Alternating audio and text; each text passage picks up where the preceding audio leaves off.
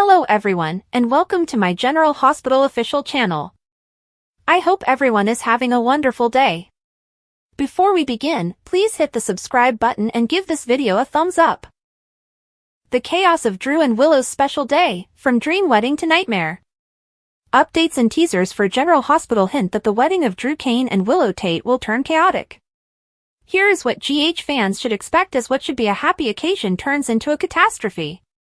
Willow makes concerning steps before the big day. Over the course of the week of July 21st to 25th, Willow is expected to take several actions that may cause concern.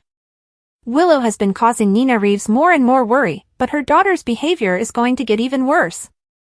Liesl Albrecht might contend that this is further proof they require to cut off Drew's power over Willow.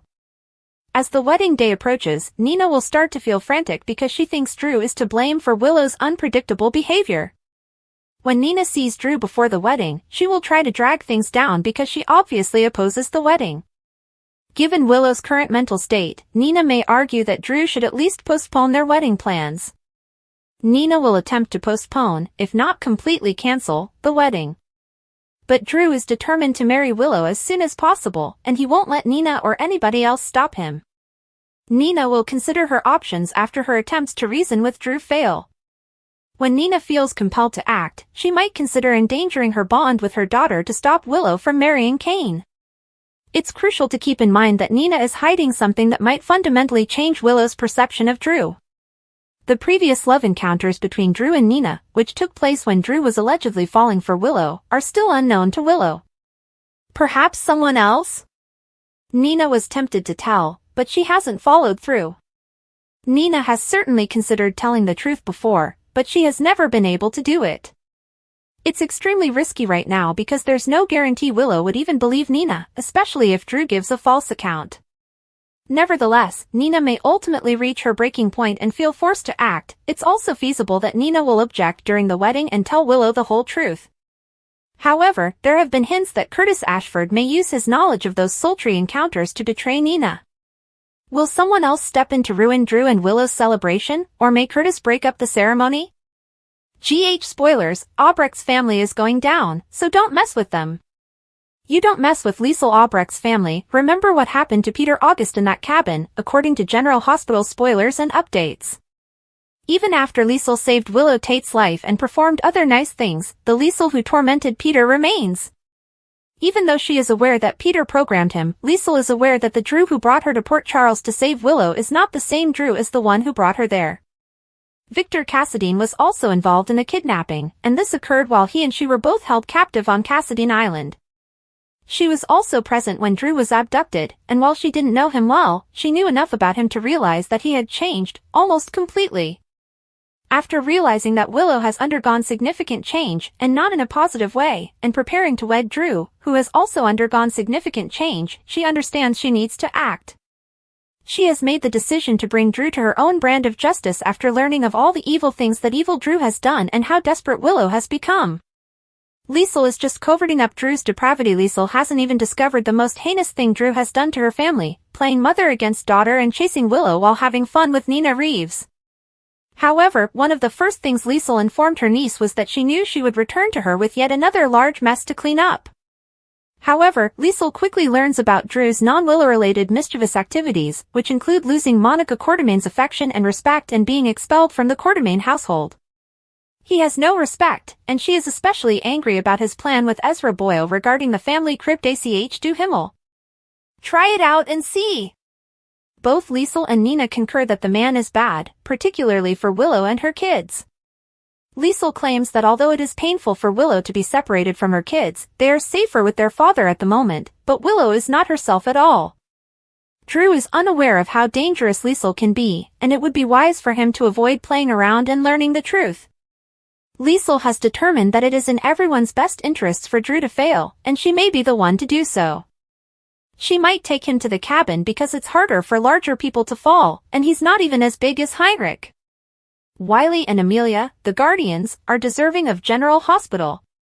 Romance will result from this. On General Hospital, Wiley and Amelia Grace are the most well-liked kids.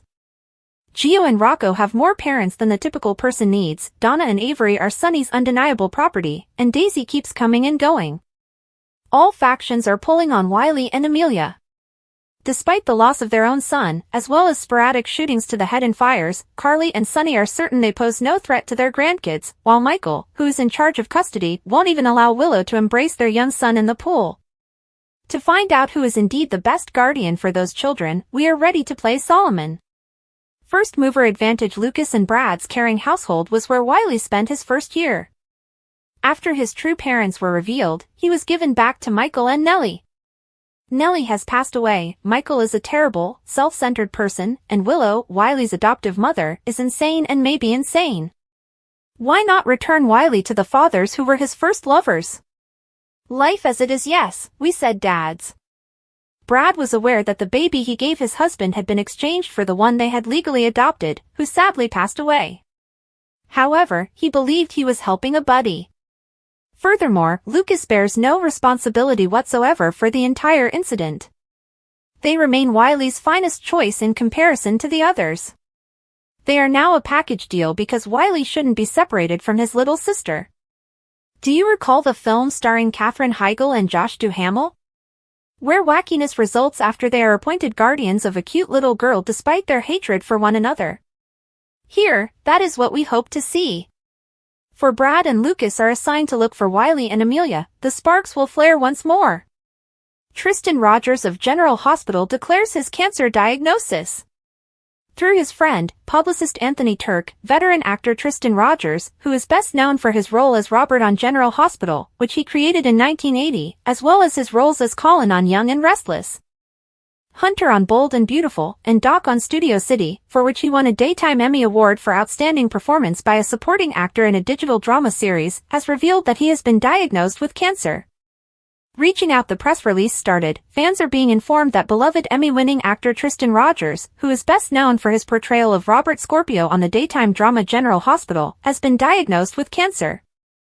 This is a difficult moment for Tristan and his family, even though he is optimistic and is collaborating closely with his medical team on a treatment plan.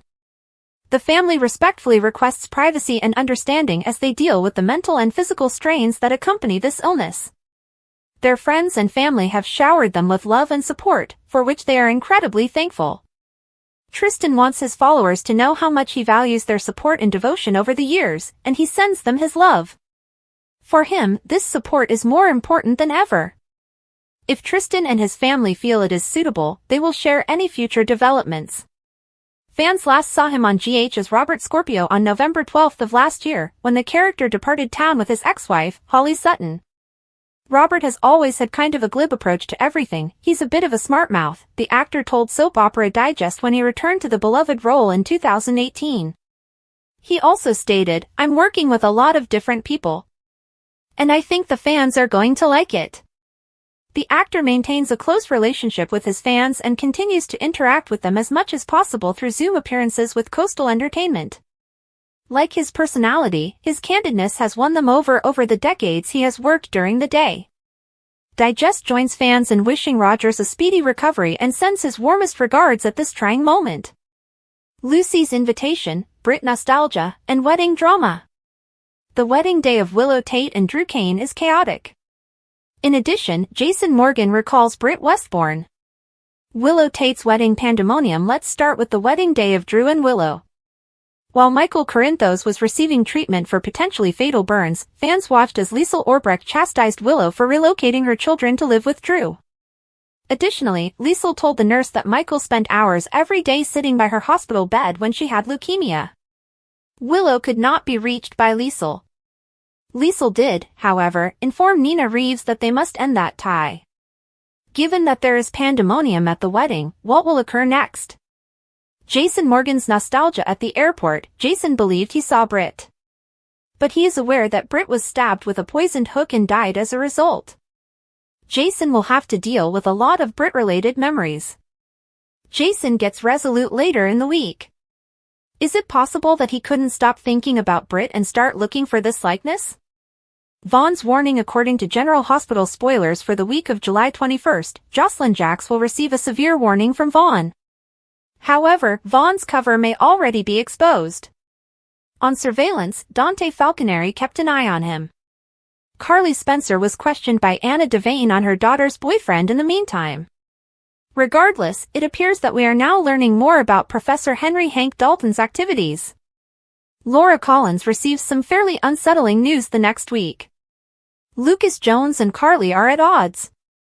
For Christina Corinthos Davis, Michael opens up. Ava Jerome is shaken elsewhere. Portia Robinson receives an attempt of assistance from Isaiah Gannon. Curtis Ashford had doubts about Portia's strategy. But in reality, her only option is to formally confess. At minimum, it would deprive Drew of his authority. Jen Sidwell has to make a statement. But after Marco Rios is saved, Sidwell most likely already has a plan to punish Sonny. In addition, Lucy has extended an invitation to someone. Trina Robinson remains steadfast elsewhere. The leverage of secrets. The elegant sunroom furnishings were given a golden tint by the lengthy shadows cast by the late afternoon sunlight on the Quartermaine estate's polished floor. Tracy waited while holding a delicately balanced antique china teacup. Nina's brow was already furrowed with skepticism as she paused by the doorway as she entered the room. "This is surprising," Nina replied slowly as she moved toward the table. Tracy pointed to the chair across from her and said, "We're not exactly the type to share afternoon tea." Nina arched an eyebrow but ceded, saying, "I find that mutually beneficial opportunities don't always require friendship." She was aware that Tracy was not to be taken lightly, particularly when called upon without a specific purpose. Tracy wasted no time. "I want Gio and Sonny to be apart." Nina blinked, then chuckled softly, "The farther the better." "Why don't I find it surprising that Sonny is involved?" Tracy yelled. "I don't need your sarcasm. Your media empire is what I need. Your contacts. Change the tide in favor of Measure C by influencing public opinion." Nina crossed her arms. "Are you attempting to use a ballot proposal to force Sonny out of Port Charles?" Tracy inclined herself forward. "Yes, if it keeps Gio safe. You are aware of what happens to Sonny's close associates. You've witnessed it. How many names, Christina, Michael, Morgan, must be on that list before we conclude he poses a threat?" Nina paused. "I have adored Sonny. Despite his flaws, he is not the monster you portray him as. He may be replaced by someone much worse." Tracy smiled wryly. "Don't give me morality lectures." Nina's eyebrows narrowed. "We both know what we can do when we're cornered." "And why do you think I'll assist you?" Tracy's eyes shone brightly, yet her voice grew softer. Nina stopped and said, "Because if you don't, I'll tell Willow everything." Tracy's head cocked. "About Drew and you." "The brief tryst." Nina's voice faltered, "The one you've been trying to keep buried." "Where did that come from?" "From a PI Ned employed." Cody's inebriated digressions were more insightful than anticipated. Nina clenched her teeth and said, "You have about 10 seconds to decide which secret you care more about keeping." Tracy sipped her tea and remarked, "Save the excuses." That was before Drew and Willow were even officially together. "What will it be, then? Is your connection with Willow more important than protecting Sonny?" Michael draws the line. Willow saw Michael and Sasha strolling down the corridor at General Hospital, with Daisy curled up in Sasha's arms. Willow's expression briefly brightened as she glanced at the infant, but it vanished as soon as she turned to face Michael.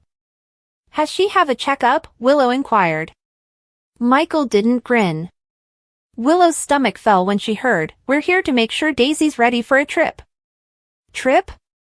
You're taking her where?" Michael did not respond to the query. Rather, he stated icily, "Amelia is doing well." "Not so much, Wiley." He is perplexed. Distressed. "Since you caused it." Willow's voice broke. "They are my kids." "You don't have to keep them safe from me," Michael said, raising his voice a little. "You disregarded the regulations. Wiley cried because of you. Amelia was afraid of you." Sasha seemed uneasy but said nothing. "Don't act like you're the victim here," Michael stated. "I've already requested that Diane reschedule the visitation hearing." Willow's eyes widened as she said, "It's been moved to October. An additional 3 months? Please, Michael, take that time to make sense of your life," he interrupted. "And leave Drew." Willow said, "I won't leave him. She turned to Sasha and said, "He's all I have. You lost a kid. You understand how it feels. I had you as a buddy. How are you allowing him to do this?" Deanna came over to pick up Sasha and Daisy so they could go to their appointment. She halted as Sasha followed. "I apologize that things are this way. However, we must act in Daisy's best interests." Willow watched them leave, her chest hurting so much. Lucas's concern increases. Lucas walked tensely inside Marco's Metro Court suite. The room was clean, undisturbed, and too quiet. His face was marked with desperation as he turned to face Carly. "He is not there." Carly shook her head and said, "I know Sonny is behind it." At Natalia's funeral, he addressed Sidwell, saying, "You're making assumptions. Then Marco vanishes?" "Carly, please speak with Sonny." "I spoke with Sonny already. Lucas tightened his hands and told me to keep out of it. I'm heading to church." Sidwell could know something, but they both knew in their hearts that was improbable. Drew's ultimatum later that night, Carly came home feeling tense. She urged Sonny to reply in her message. When the doorbell rang, she answered it to see Drew standing there with serious gaze. "I'm not in the mood," she declared right away. Carly crossed her arms and said, "This is about your grandchildren." Drew entered. "Michael is unyielding. But I'll make sure he regrets it if he denies Willow access to her children." "Threats? Really?" "Tough times," snarled Drew. "Speak with Michael. Persuade him. I'm not leaving her. Then don't be surprised when you cost her everything. He'll never allow visitation while you're with her." "Before I do what I have to," Carly yelled. Drew took a step forward. "I'll bury Michael in court if he doesn't comply. Reputation, custody, everything." Carly glared at him. "You were a good man once." "I still am," Drew remarked somberly. "But good men can be dangerous when pushed." The warehouse prisoner Marco was sitting slouched in a chair in a cold, isolated warehouse with his arms bound behind him and his gag in place. His shouts reverberated off the metal walls, muted. Jason watched a security screen outside the room while leaning against a wall. Jason whispered to his associate, loud. The man said, "He'll exhaust himself." Jason stood and said, "This place is locked tight. I must leave." "Hold him there. Keep the door closed." Regardless. The church confrontation. Sonny turned to Sidwell at Natalia's portrait inside the quiet sanctuary. "Where is my son?" Sidwell insisted. Sonny simply answered, "You should be asking how to get him back." Sidwell's jaw tightened. "I've heard that Selena Wu caused the fire, if that's the case." "Don't insult me," Sonny responded. "You set her up. All in retaliation." "I don't target children," Sidwell yelled. "You nearly murdered my daughter," Sonny growled. Sidwell was disturbed and said, "Your son is now fair game." "Do you want him to return?" Sonny went on. "This political conflict must end. Stop attacking Laura and myself in the media. Withdraw your funding from Measure C. Or Marco remains absent." Sidwell's expression went white. "Would you allow him to pass away?" "Not if you pay attention," Sonny cautioned. "But it's on you if something happens." Lucas begs for mercy. Lucas came out of the chapel panting. He ran toward Jason after spotting him. "Is Marco inside?" Jason gave a headshake. "Sidwell and Sonny are meeting." "Tell me the truth," Lucas said, "that's all." "Is Marco still living?" "I can't, we're all going to be destroyed by this war," Lucas exclaimed. "Are you even concerned? What if this starts to spiral? What happens if Avery follows?" Jason averted his gaze. Lucas muttered, "If Marco dies, you're no better than the people you fight." Sidwell's predicament. Sidwell was torturously alone before Natalia's image once more inside the chapel. Silently, Lucas walked in. "He's still alive," Sidwell declared. "How long, however, is up to me." "Then fix it," Lucas said. "Cease this. You started this." It can only be stopped by you. Sidwell appeared devastated. You seem to have given up. I haven't, Lucas remarked. But Marco doesn't deserve to pay for your war. Runaway and repercussions. Marco saw a metal chair leg close by when he returned to the warehouse. He yelled that he needed sugar since he had diabetes. The guard paused. The man grabbed his weapon and unlocked the door just enough for Marco to leap forward and crash the chair into his face. If you die, I'm screwed. The guard fell on the ground. Marco staggered forward and grabbed keys, but assistance came before he could go very far. Marco was gagged and tied again, tighter this time, in a matter of minutes. Next time, listen when I say don't open the damn door. Jason came back, looked around the turmoil, and stated bluntly, goodbye. Meanwhile, Nina stayed with Sasha and Daisy in the Quartermain kitchen. Are you going? Softly, she inquired. Sasha nodded. Somewhere more secure. Somewhere far. Nina's eyes were misty as she gazed at Daisy. I will miss you both, Sasha said with a sorrowful smile. One day, I hope, things will settle down. Michael's resolution. Michael met Tracy in the sunroom so she could return. You were hoping to see me? Tracy declared, I'm going to do whatever it takes to keep this family safe. Are you? Michael gave a nod. Sasha and Daisy are departing for that reason. Tracy remarked, you're losing your daughter. He answered, I'm keeping her alive. The last straw. Willow's red-rimmed eyes waited by the elevators at the hospital. She fell into Drew's arms when he got there. She cried. He rescheduled the hearing. We'll fight it. 3 more months, Drew said. We'll retrieve them. How? She inquired. From his coat, Drew took out a folder. With this. Michael's bones. His errors. With trembling hands, Willow accepted the folder. We expose him, and we win. And the sadness that had been in her eyes constricted into something else. Fire. Spoilers, there's something wrong with Michael's kids. Makes sense already, don't you? According to General Hospital spoilers, many people are perplexed as to why Daisy's well-being is the only thing at stake. Michael does have 2 additional kids, after all. This is incomprehensible. Regarding Michael's children, it has been suggested that Michael ought to be departing with Sasha, bringing Wiley and Amelia along, considering that he has recently suffered severe injuries. In this instance, the writing is illogical. All members of Sonny's family, particularly the children, are concerned about the threat. As our devoted readers are aware, there was a lot of discussion about the issue on the internet. It would make the most sense. According to several comments, I actually thought originally that Willow's plan was really going to backfire on her and Michael was going to Wiley and Amelia and follow Sasha.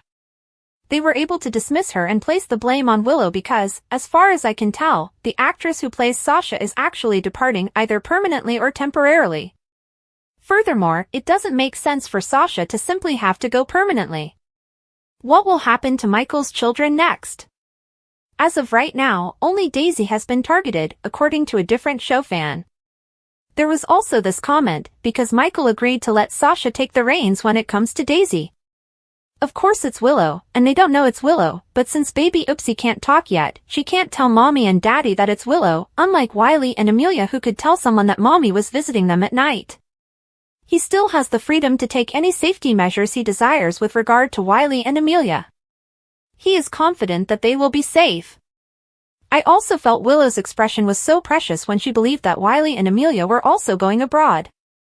Girl, actions have repercussions. Surprise General Hospital casting, Sophia Matson will not play Sasha. Sophia Matson says goodbye to GH after an unforgettable run, leaving Sasha's experience in Port Charles behind and rejoining her family. As Sasha departs Port Charles, Sophia Matson is formally bidding farewell to General Hospital after 7 years and countless terrifying plots. Her character said goodbye to Port Charles on July 18, 2025. After a tearful reconciliation with her father, Robert Scorpio, played by Tristan Rogers, Sasha departed for France with her daughter Daisy in her last episode.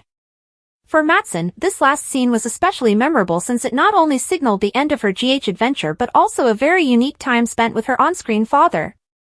Goodbye, Port Charles. Matson reflected on her departure, telling TV Insider that the last sequences were shot last, which added to their poignancy.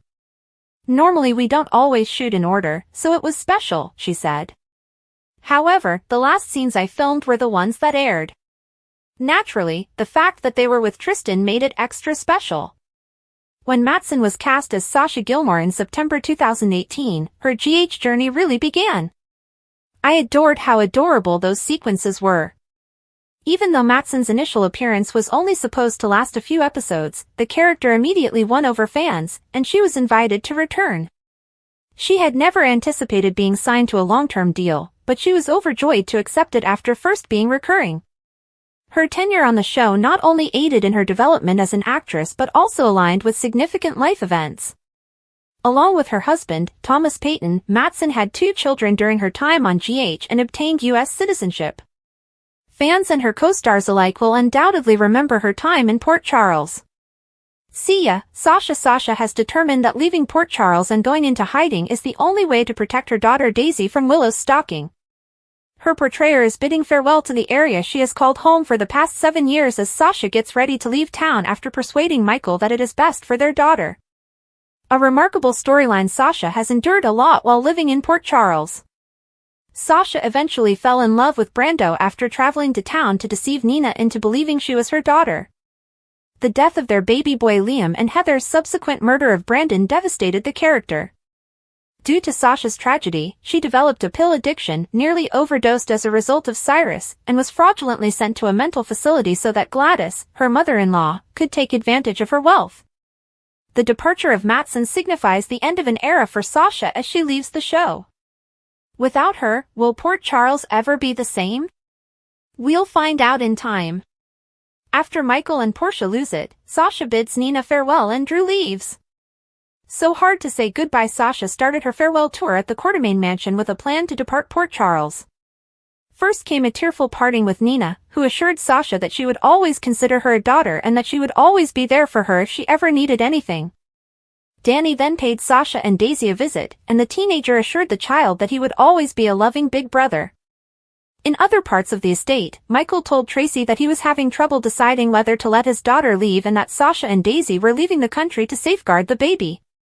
Tracy claimed he would never go so far as to take the children away from Monica, but he did consider taking Wiley and Amelia and moving in with Sasha.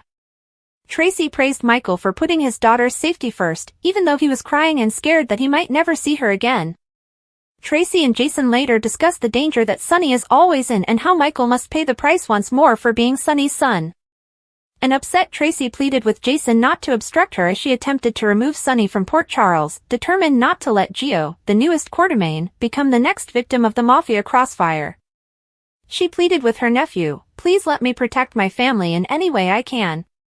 Michael discovered Sasha and Daisy in the kitchen and offered to watch the infant while she completed packing. As he bid his newborn daughter a sorrowful farewell, Michael started crying once again while holding the infant in his arms. Michael told Daisy that he was unsure if she would even recognize him as her father and that it could be preferable for her to grow up unaware of his identity. "Because you won't miss me if you don't remember me. You won't have to experience this loss," he bemoaned with tears. Michael kissed the sleeping infant's head tenderly and assured Daisy, "Whether you remember me or not, I will keep you right here in my heart, every single day, until I get to see you again." Unbeknownst to Michael, Sasha was crying as she observed the endearing exchange between father and daughter from the foyer. At GH, Drew comforted Willow, who was angry by Michael's unnecessarily cruel decision to move her visitation hearing until October. In order to prevent Willow from getting her hopes up, Drew promised his fiancée that they would get her children back and disclosed his plan to use Michael's less-than-clean history against him. He also pledged to keep the details confidential. Kai went to Portia's office in the interim. Even if Trina did reject him as a result, he didn't regret telling Drew about the private chat he had overheard between her and Curtis at their house. Portia stated that she could admire Kai for doing what he believed to be right, even though she couldn't forgive him for betraying her daughter by picking Drew over Trina. She sharply continued, "But you stood on your principles and fell on the sword for someone who would never do that for you." In order to make his next blackmail demand of the co-chief of staff, Drew barged into Portia's office and disrupted their chat. After Kai excused himself, Drew explained to Portia how he wanted her to manipulate Michael's blood work to give the impression that he was addicted to opioids.